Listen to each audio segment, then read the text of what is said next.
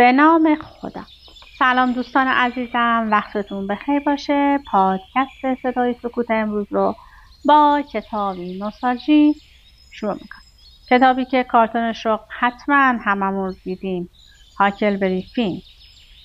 نویسنده مارک توین، مجتبی نیکسرش مترجمش هستش و در سال 1397 توسط نشر داریوش در مشهد چاپ شده.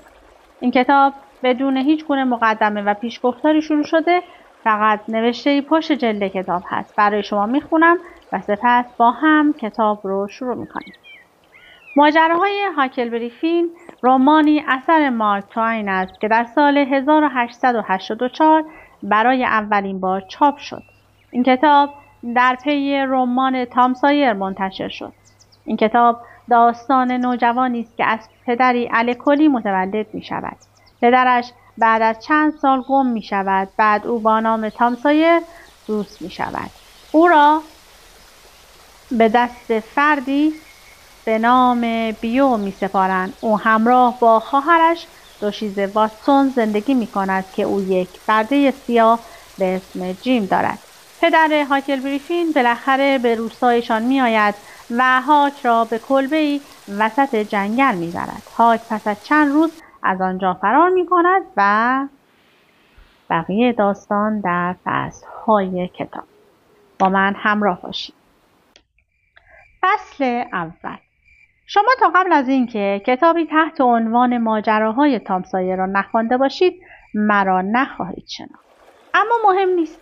آن کتاب به قلم آقای مارک توین است و به واقع حقیقت را گفته است.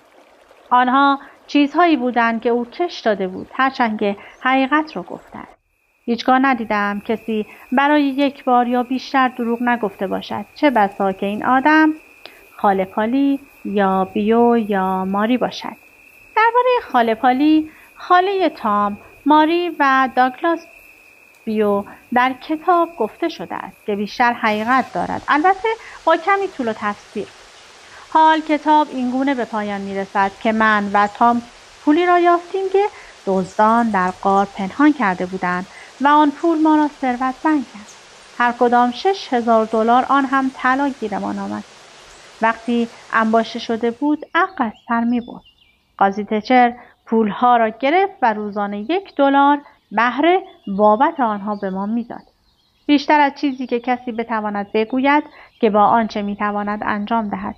داگلاس بیو مرا به فرزندخواندگی پذیرفت و تصور میکرد که میتواند مرا شهری کند. اما زندگی در آن خانه با توجه به اینکه داگلاس بیو آنقدر نظم و مقررات داشت سخت بود. پس زیاد دوام نیاوردم و بیرون زدم. لباسهای کهنه‌ام را پوشیدم، کلاه حصیری را سر کردم و آزاد و راضی شدم. اما تام سایر گیرم انداخت و گفت که می‌خواهد باند دزدی را بیاندازد و شرط عضویت من در آن برگشتن پیش بیو و محترم شدن بود. به همین خاطر بازگشتم. بیو به خاطر من گریه ها کرد و مرا بره بیچاره گم شده نام گذاشت. همچنین نام‌های زیادی برایم می‌گذاشت که هیچ وقت منظورش آزار من نبود. لباس‌های تازه تنم کرد و با اینکه کاری نمی‌کردم خیس عرق می‌شدم و برایم تنگ بود. خب چیزهای قدیمی دوباره شروع شد. بیو برای شما زنگی را به صدا در می‌آورد و باید سر وقت حاضر می‌شدی. وقتی پشت میز می‌نشستی حق نداشتی شام بخوری تا بیو سرش را پایین بیاندازد و زیر لب دعایی زمزمه کند. تمام غذاها را خودش می‌پخت، یک سری خرت و پرت را داخل قابلمه می‌ریخت و آبش یک طرف می‌رفت و با بقیه چیزها یک طرف. بعد شام کتابش را می‌آورد و درباره موسی می‌گفت و من تا همه چیز را درباره او بدانم خیس عرق می‌شدم. اما کم کم فهمیدم که موسی سالها پیش مرده است و پس از آن دیگر برایم مهم نبود، چون افرادی که از دنیا رفتند برای من ارزشی ندارند. بعد از آن خواستم سیگار بکشم و از بیو خواستم که اجازه این کار را به من بدهد، اما او اجازه نداد. او گفت که این کاری بد و کثیف است و من نباید هیچ وقت آن را انجام دهم. این روش برخی مردم است، بدون اینکه اطلاعی درباره چیزی داشته باشند روی آن اصرار می‌کنند. برای نمونه همین خانم بیو به خاطر موسی که نه نسبتی با او داشت و نه فایده‌ای برای کسی و تازه مرده هم بود خودش را به آب و آتش می‌زد، در حالی که به این کار که دست کم برای من فایده داشت گیر میداد. البته خودش انفی مصرف میکرد و چون خودش این کار را میکرد ایرادی نداشت. خواهرش خانم واتسون دختر ترشیده لاغری که عینک میزد برای زندگی پیش او آمد و با کتاب هجی کردن سراغ من آمد. برای حدود 1 ساعت با من کار میکرد و بعد بیو به او گفت که آسان بگیرد. من بیشتر از آن نمیتوانستم تحمل کنم. برای 1 ساعت بیش از حد کسل کننده بود و من ناراحت بودم. خانم واتسون میگفت باید را آنجا نگذار هاکلبری، یا اینطوری قوز نکن هاکلبری، صاف بنشین. و خیلی زود میگفت اینطوری خمیازه نکش هاکلبری، چرا تلاش نمی‌کنی مؤدب باشی؟ بعد درباره جهنم برایم حرف زد و آرزو کردم که آنجا میبودم. او دیوانه میشد، اما من نیتی نداشتم. فقط میخواستم جایی بروم. دنبال تغییر بودم. میگفت حرفهای من شرورانه است و او هیچ وقت در عمرش چنین حرفی نخواهد زد. او به گونه‌ای زندگی کرده است که به بهشت برود.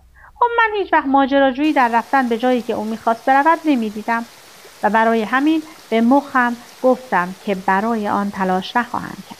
اما هیچگاه به زبان نیاوردم چرا که برای مشکل درست میکرد. دیگر فقط درباره بهشت حرف میزد و میگفت که آدم آنجا کاری جز آواز خواندن ندارد. به همین خاطر زیاد از آنجا خوشم نیامد، اما هیچگاه به زبان نیاوردم. از او پرسیدم که آیا تام سایر هم خیال رفتن به آنجا را دارد و او گفت که فکر نمی کند به این زودی ها قصد چون این کاری داشته باشد. از این بابت خوشحال شدم، اما دوست داشتم من و تام سایر با هم باشیم. خانم واتسون آنقدر با من سر و کله میزد که خسته و ملول می شدم. بعدش به کاکاسیا می گفتن که بیاید و دعا بخواند و بعد همه می رفتن که بخوابند. من هم با یک شم به اتاقم می رفتم و روی میز می گذاشتم.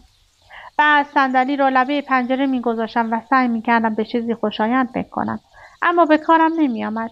آنقدر مایوس بودم که آرزو می کردم ای کاش مرده بودم. ستاره ها می درخشیدند و برگ های درختان جنگل آوازی غمگین سر داده بودند و صدای هوهوی جغد خبر از مرگ کسی می‌داد. هدهد و سگی برای شخصی که قرار بود بمیرد گریه می‌کردند. باد سعی می‌کرد به من چیزی بگوید، اما متوجه آن نمی‌شدم. فقط سردی باد نصیبم می‌شد.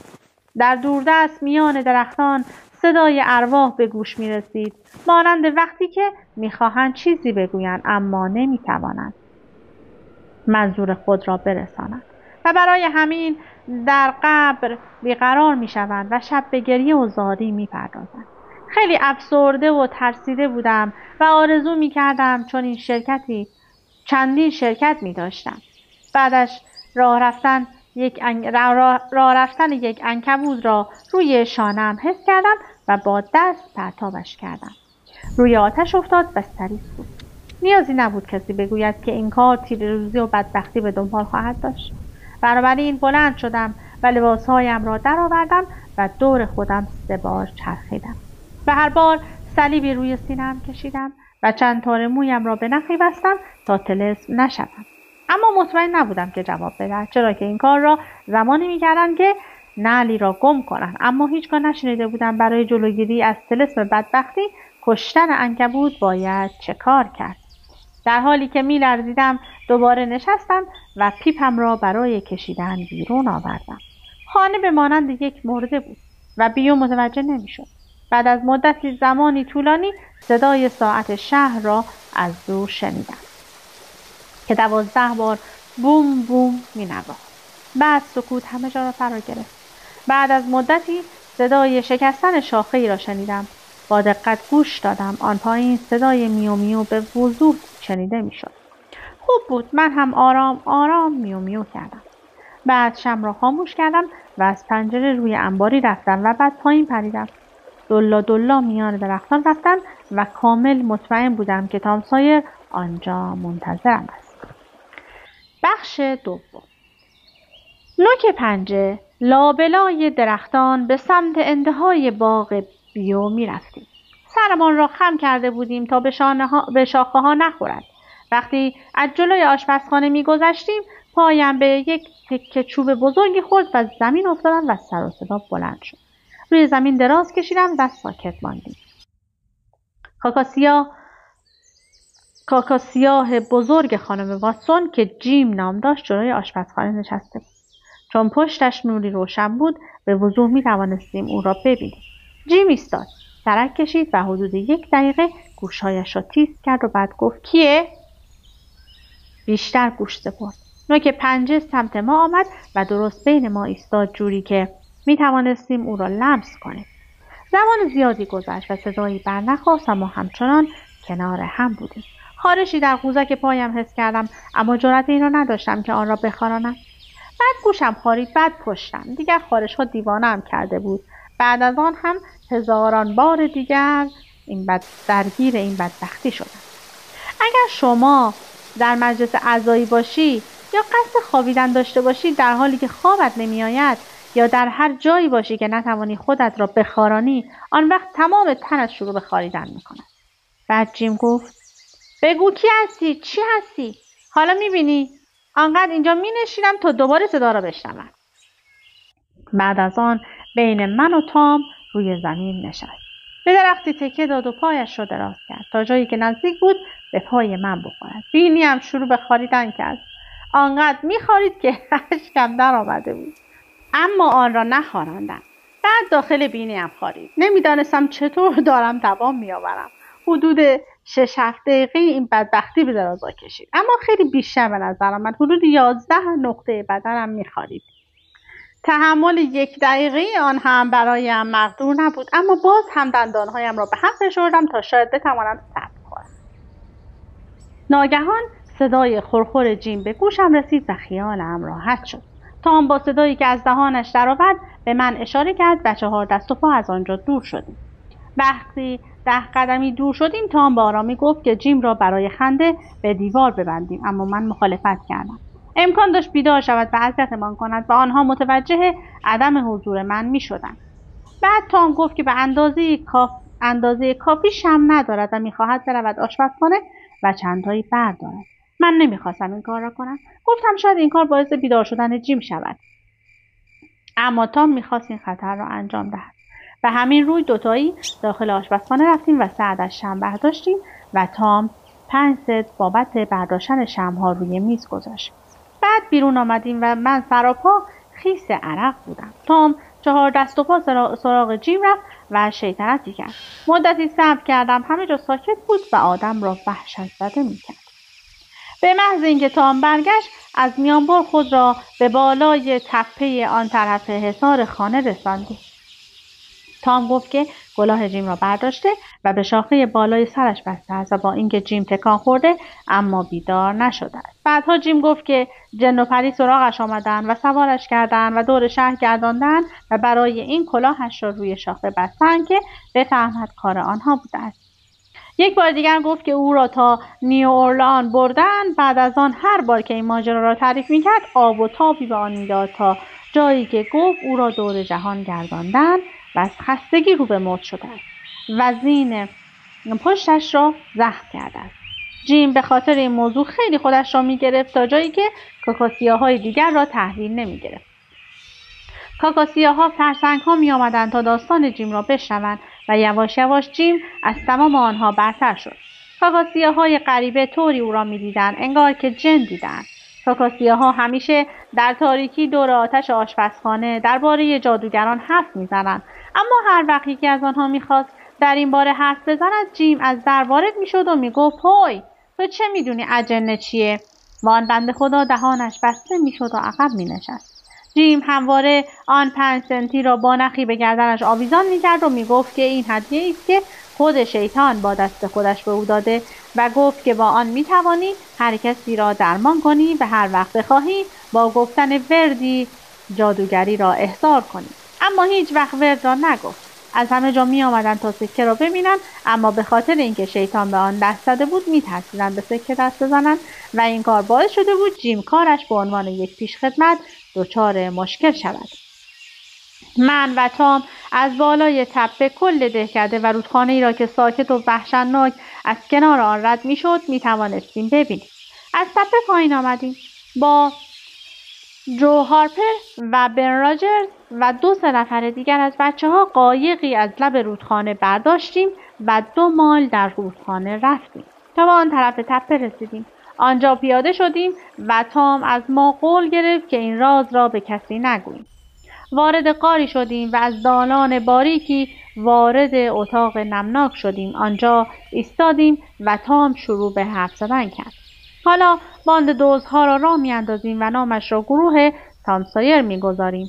برای عضویت باید نام خود را با خون زیر این برگه بنویسد و هر کس خیانت کند فردی از گروه مأمور می شود که تمام خانواده‌اش را اعدام کند.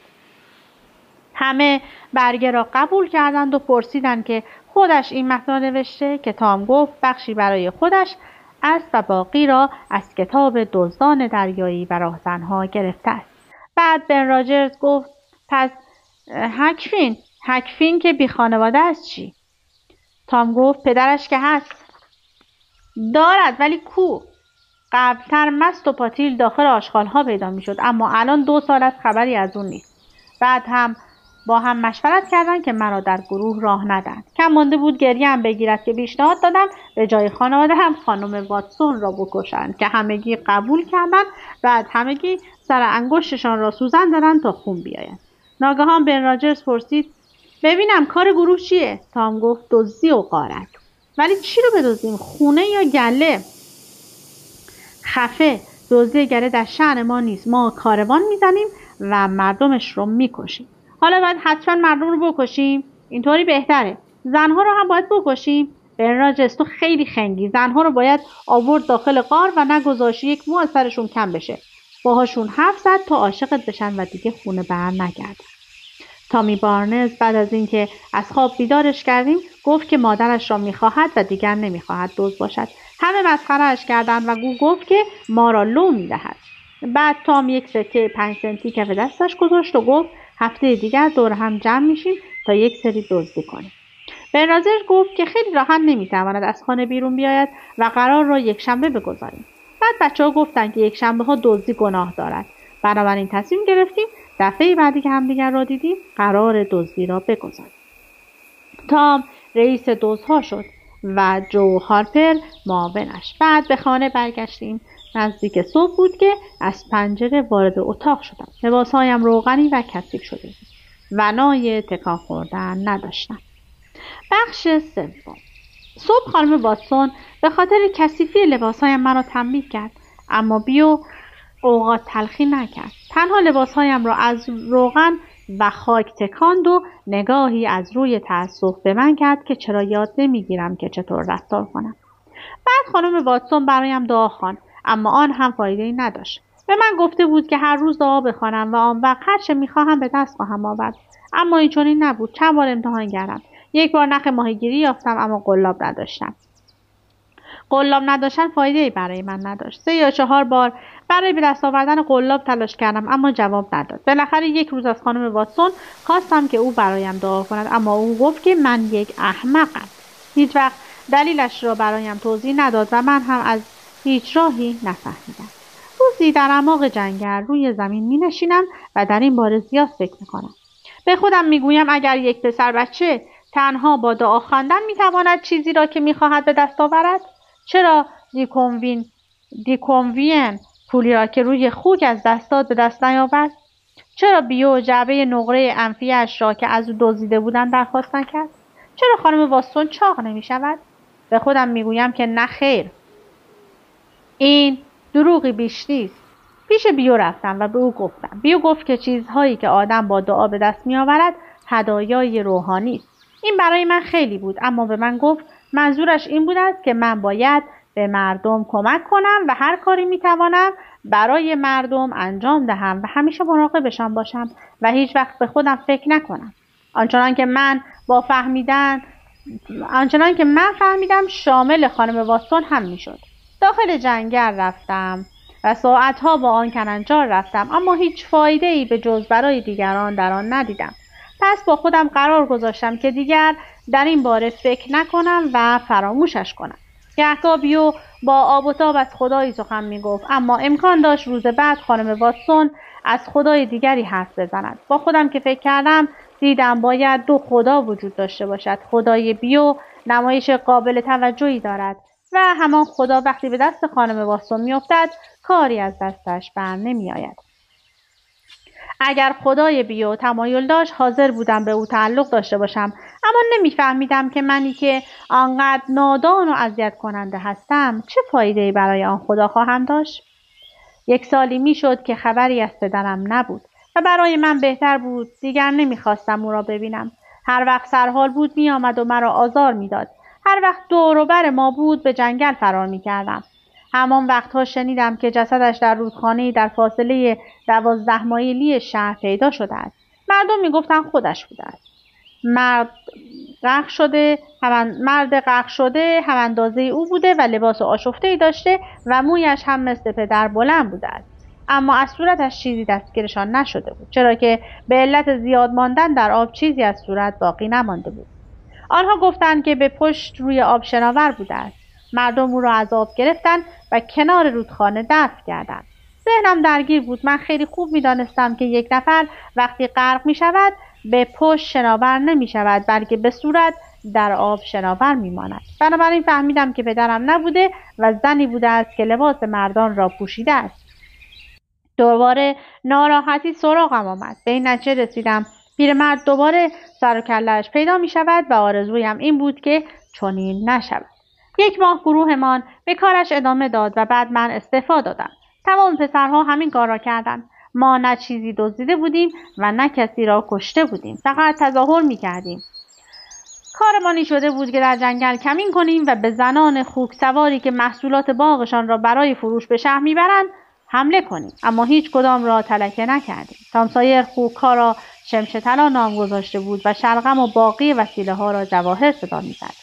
ما به غار می‌رفتیم و برای کاری که کرده بودیم و تعداد افرادی که کشته و زخمی کرده بودیم داد و قار راه می‌انداختیم، اما من هیچ منفعتی در این کار ندیدم. روزی تام پسری را با تکه چوبی روشن سمت شهر فرستاد که آن را نشانی برای گروه نام گذاشت تا دور هم جمع شویم.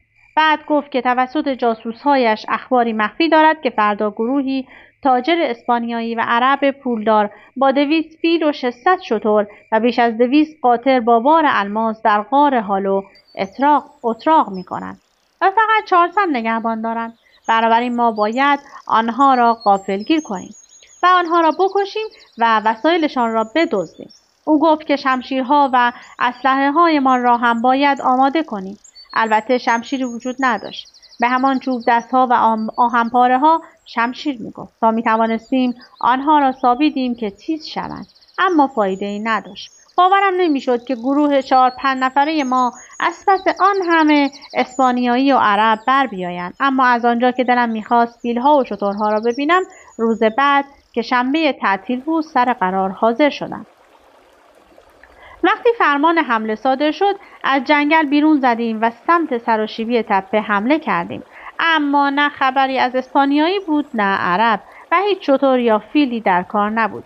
چیزی به جز 1 سری بچه مدرسه‌ای که برای تفریح آمده بودند وجود نداشت. دنبالشان کردیم و همه را تار و مار کردیم و تا آن سمت تپه دنبالشان دویدیم. چیزی جز دونات و مربا گیرمان نیامد. البته بن راجر 1 عروسک کهنه و جو هارپر 1 کتاب دعا نصیبش شد. البته همانها را هم وقتی معلمشان سر رسید انداختیم و فرار کردیم. من الماسی ندیدم و این را به تام سایر گفتم. او گفت که همه‌شان آنجا هستند. عرب‌ها، فیل‌ها و بقیه چیزها همانجا هستند. من گفتم پس چرا نمی‌رویم آنها را ببینیم؟ گفت یعنی آنقدر کودنی؟ کتاب دونکیشوت را مگه نخوندی؟ البته این سؤالی بی‌معنی بود، چرا که طبیعی بود که نخوانده بودم. گفت تمام اینها به خاطر جادو است. گفت هزاران سرباز آنجا بودند و فیل و گنج و باقی چیزها، اما ما دشمنانی داشتیم که جادوگر صدایش میکرد و تمام آنها را تبدیل به 1 گروه بچه مدرسه‌ای کردند. من گفتم که خب پس باید به سراغ جادوگران میرفتیم و تام سایر گفت که چقدر احمق هستم. تام گفت خب جادوگر در چشم به هم زدنی میتواند تعداد زیادی جن را صدا کند و آنها آنچنان ساکت کنند که جیک در نیاید. قد آنها به بلندی درخت و به پهنای کلیساست. من گفتم خب ما باید از جنها بخواهیم که به ما کمک کنند و بر آنها پیروز شویم. چطور میتوانی آنها را بگیری؟ نمیدانم آنها چطور جنها را گرفتند. آنها روی یک چراغ دستی قدیمی یا حلقه آهنی دست میکشند. بعد رعد و برق زده می شود و از میان دودها آنها ظاهر می شوند و هرچه بگویند انجام می دهند. آنها بدون اینکه فکر کنند یک فانوس دریایی را از جا می کنند و سرپرست تفریح مدرسه یا هر آدم دیگری را سر کار می گذارند. چه کسی جنها را وادار به این کار می کند؟ خب هر کسی که دست به آن چراغ دستی یا حلقه آهنی بکشد جنها مطیع او می شوند و هر کاری بگوید انجام می دهند. برای نمونه اگر از آنها بخواهد که برایش کاخی به طول 40 مایل با الماس بسازند و داخلش را پر از آدامس یا هر چیزی که میخواهند بکنند و بروند دختر امپراتور چین را بیاورند تا با او ازدواج کند، آنها انجامش میدهند. تمام این کارها را تا قبل از صبح فردا انجام میدهند. تازه میتوانند آن کاخ را در کل کشور هر جایی که خواست بگردانند. خب پس خیلی گیج هستند که به جای نگه داشتن کاخ الماس برای خود این کارها را میکنند. تازه اگر من یکی از آنها بودم فردی را در شهر جریچو میدیدم تا مجبور نباشم کارم را ول کنم و دنبال دزدیدن یک چراغ دستی کهنه باشم. چی میگی هاکلبری؟ تو میخوای بالاخره یا نمیخوای؟ خب به بلندی درخت و به پهنای کلیسا میخوام، اما آن آدم را مجبور میکردم که از بلندترین درخت آن کشور بالا برود. باشه، حرف زدن با تو فایده نداره هاکلبری. به نظر چیزی نمیفهمی، یک خرفت کامل. 2-3 روز در این مورد فکر کردم. بعد خواستم امتحان کنم که چون این چیزی میتواند واقعی باشد یا خیر. یک چراغ دستی قدیمی و یک حلقه آهن برداشتم و وسط جنگل رفتم و شروع به دست کشیدن روی آنها کردم. قصد داشتم کاخی بسازم و آن را بفروشم، اما هرچه کردم خبری نشد. بعد مطمئن شدم که این هم یکی از دروغ‌های تام سایر بوده است. فرض کردم که او به عرب‌ها و فیل‌ها اعتقاد داشته است، اما من جور دیگری فکر می‌کردم. اینها تمام نتیجه رویا پردازی سر کلاس‌های دینی بود. بخش 4. خب 3-4 ماهی گذشت و به زمستان رسیدیم. بیشتر وقتها مدرسه بودم و کمی خواندن و نوشتن آموختم و جدول ضربی را در حدی یاد گرفتم که بدانم 6 هفته می شود 35 تا. گمان نمی کنم اگر عمر ابدی داشته باشم بیشتر از این یاد بگیرم. به هر حال ریاضیات را نمی فهمیدم. ابتدا از مدرسه متنفر بودم، اما کم کم از پسش برآمدم. هر وقت خسته می شدم هاکی بازی می کردم. کمی که گذشت راحت‌تر مدرسه می رفتم. همچنین قلق رفتار بیو هم دستم آمده بود و آزارم نمیداد. زندگی در خانه و خوابیدن در رخت خواب مرا افسرده می کرد و وقتی هنوز خیلی سرد نشده بود با خوابیدن در جنگل روحم شاد می شد. از زندگی قبلی خودم راضی بودم، اما حال طوری شده بود که از این وضعیت هم راضی بودم. بیو کامل از من راضی بود و می گفت که این گونه که آهسته و پیوسته حرکت می کنم به طور قطع پیشرفت خواهم کرد. می گفت دیگر باعث خجالت او جلوی دیگران نمی شوم. یک روز وقت صبحانه نمک از دستم روی زمین ریخت. سری نشستم و تا جایی که می توانستم نمک ها را از زمین جمع کردم و از سمت چپ شانه‌ام دور ریختم تا بدشگون نباشد. خانم واتسون هم پیش آمد و صلیبی روی سینه‌ام کشید و گفت بس دیگه هاکلبری، تو همش باید خرابکاری کنی؟ با اینکه بیو برایم حسابی دعا می‌کرد، اما می‌دانستم که بدشانسی دست بردار نیست. بعد از صبحانه با شک و تردید به این فکر می‌کردم که نکند خدای ناکرده اتفاق بدی برایم بیفتد. راههایی برای دور کردن بدشانسی وجود داشت، اما این یکی از آنها نبود. پس تصمیم گرفتم که کاری انجام ندهم. سمت باغ جلویی رفتم و از نردبان بالا رفتم تا روی حصارهای بلند خانه بروم. مقداری برف روی زمین نشسته بود و جای پای کسی را روی برف دیدم. مشخص بود طرف مدتی صبر کرده و بعد دور نرده گشته و رفته بود. برایم عجیب بود که چرا از معطلی در آنجا خسته شده و برگشته بود. کنجکاو شدم که موضوع را بفهمم. خم شدم و رد پا را با دقت نگاه کردم. متوجه شدم روی پاشنه چپ برای جلوگیری از شیطان صلیب زدند. بلافاصله از تپه به طرف پایین دویدم. گهگاهی به عقب برمیگشتم اما کسی را نمیدیدم. نمیدانم چطور خودم را به خانه قاضی تچر رساندم. قاضی تچر گفت چه شده پسرم؟ چرا نفس میزنی؟ برای سود پولت آمدی؟ گفتم نه آقا، مگه چیزی طلب دارم. اوه بله پسرم، دیشب سود 6 ماهه پولت را آوردن. بیشتر از $150 است. برای تو پول زیادی است. بهتر است بگذاری آن را روی $600,000 بگذارم، چون الان که بگیری همه را خرج میکنی.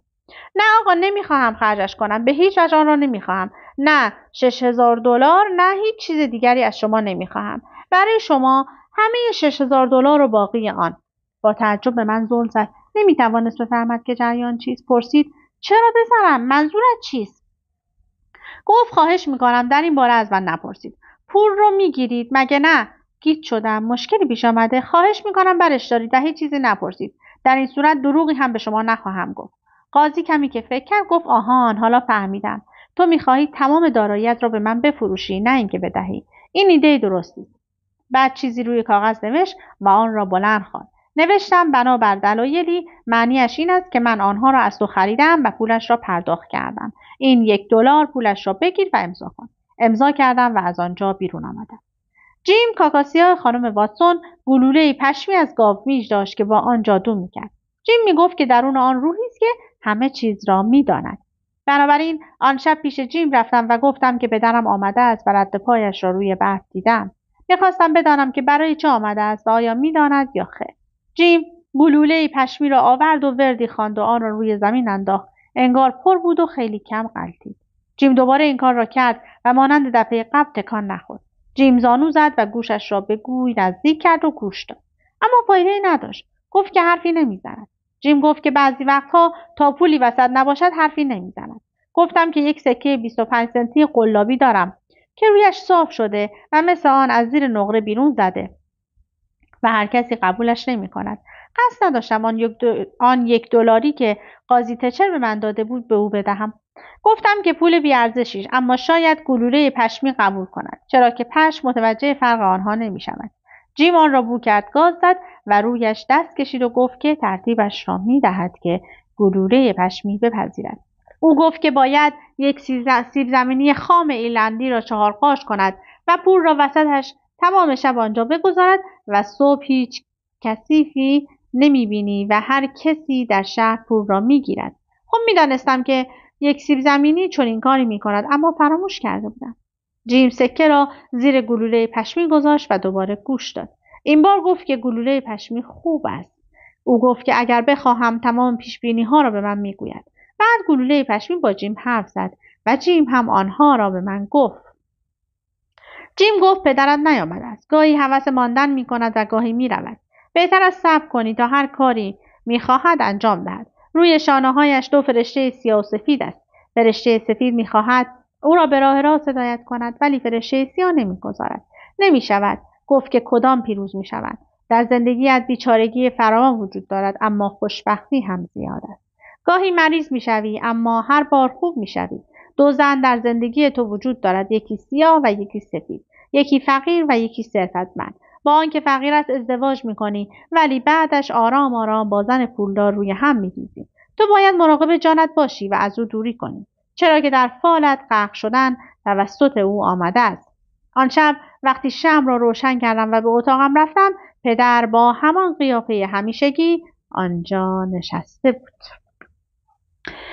و اما دیگه من به بخش 5 نمیرسم. امیدوارم در این وقتی که داشتم و این کتاب رو برای شما خوندم لذت برده باشید و اگر از نثر این کتاب خوشتون میاد تهیه کنید و تا انتها بخونید. از اینکه با من همراه بودید سپاسگزارم. تا وایس بعدی، خدا نگهدار.